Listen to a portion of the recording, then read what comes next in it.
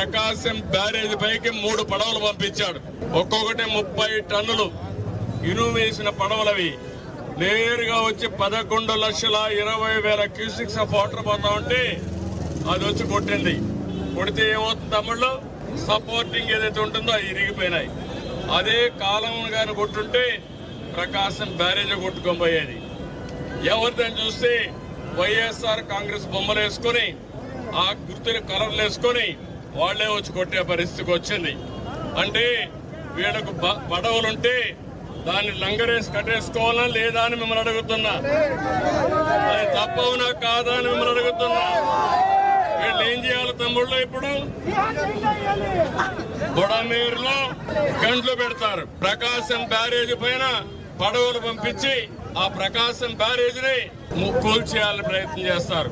ఈ మళ్ళా సాక్షి పేపర్ లో మన మీద విషయం కప్తారు.